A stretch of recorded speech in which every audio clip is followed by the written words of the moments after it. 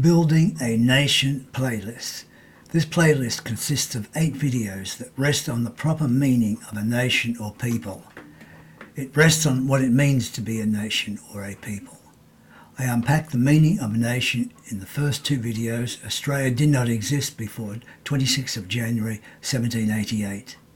This claim sounds absurd until one considers what a nation is. Essentially, a nation is not a mass of land, although each nation has a physical location. Any nation, according to Edmund Burke, is a particular moral and social incorporation of people which has formed over time.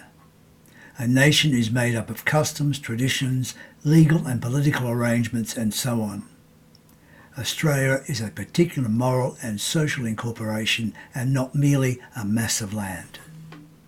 Part 1, The Voyage Out, provides a brief account of the expeditions that searched for the mythical land of the south and the eventual discovery of a continental mass below New Guinea and the Indonesian islands. It was Captain James Cook's crucial voyages of discovery 1769 to 1770 that gave definitive form to the continental mass and the islands close by. After the British government decided to establish a settlement on the continent, now named New Holland, a fleet of 11 ships set sail for Botany Bay in what Cook had named New South Wales. Captain Arthur Phillip, the First Fleet's leader, rejected Botany Bay and chose a cove in Port Jackson for the settlement. Those 11 ships unloaded a vast cargo of culture, traditions, and political and legal arrangements that became the basis of a new nation. Part 2 describes the process of settlement. Once Captain Arthur Phillip had chosen Sydney Cove in Port Jackson for the place of settlement, he ordered the First Fleet to remove there from Botany Bay. He arrived in the Sirius before the rest of the fleet on the evening of 25 January 1788. The next morning, on the 26th, he rowed ashore and, with his contingent of men, carried out the fundamental act of establishing a new nation. The formal acts would follow on 7 February. These are described in detail, demonstrating in philosophical and historical terms the legitimacy of the act of establishment. The second series in the playlist, Seeking the Ancestors, a father and son road trip, is made up of 6 episodes which show a particular case study of what the first settlers did to build their new nation. It is a representative account of what most settlers experienced. The first episode shows Gerard Wilson and his son Roger setting out on a trip in search of the places where their Wilson and Jones ancestors lived and worked. They started Botany Bay, where Captain Cook and the First Fleet landed, before going to Sydney Cove, where convict James Joseph Wilson arrived in 1827 and convict Michael Henry Jones in 1829 to take part in the building of a new nation. We then follow James Joseph and Michael to their first assignments west of Sydney at Bringelly and Richmond. Episode 2 follows them to the Ralston area and the farms where they worked and found their wives. Gerard and Roger's first call is Hartley Village near Lithgow over the Blue Mountains. Hartley is an 1840s colonial village frozen in time. They filmed the 1930s courthouse, Farm Inn, Shamrock Inn and St Bernard's Church before proceeding to Bathurst to learn more about James Joseph Wilson.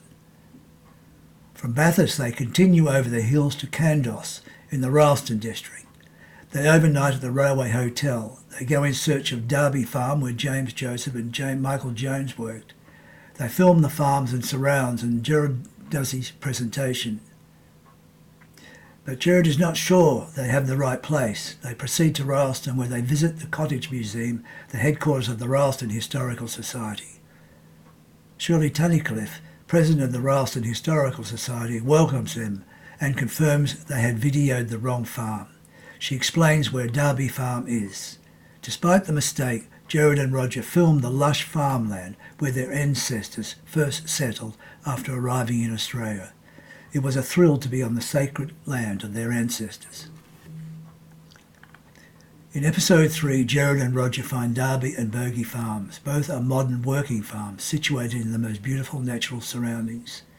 It takes their breath away when they reflect that James Joseph Wilson, Michael Henry Jones, and Elizabeth and Jane Harris came together on Derby Farm. They were their great-great-grandparents. Gerard presents the history of the Harris family before they set off for the Coonamble district, where Michael and James Joseph ran their farms, Combara and Budgeon, respectively.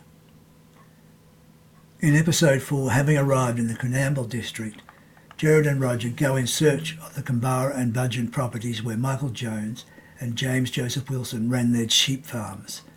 They had no trouble finding the properties, but better still, they had the great fortune to meet by chance along the road Wayne, the farm manager of the present Budgeon property.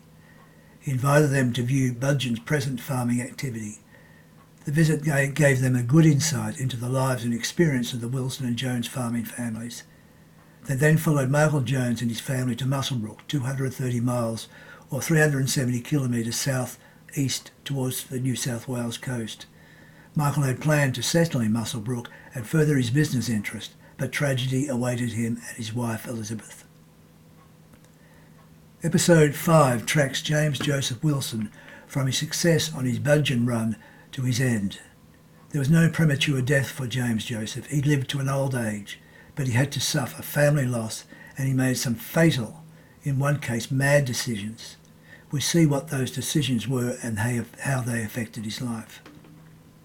In episode 6, the final episode, Gerard and Roger visit Tallawang, 17 miles from Golgong, where great-grandparents James Patrick and Mary Jane Wilson established their farm in 1878. Tallawang was a new settlement. Their story was like that of thousands of second-generation Australians who wanted to establish themselves in a nation just 100 years old. Like all selectors, they committed themselves to long hours of back-breaking work, often just to stay alive, but their work and endurance were the backbone of the new nation called Australia. Without these ordinary, determined, self-sacrificing people, Australia would not have become the successful nation it is. James Patrick and Mary Jane were the son and daughter of convict fathers from London and Manchester and free settler mothers from Wiltshire.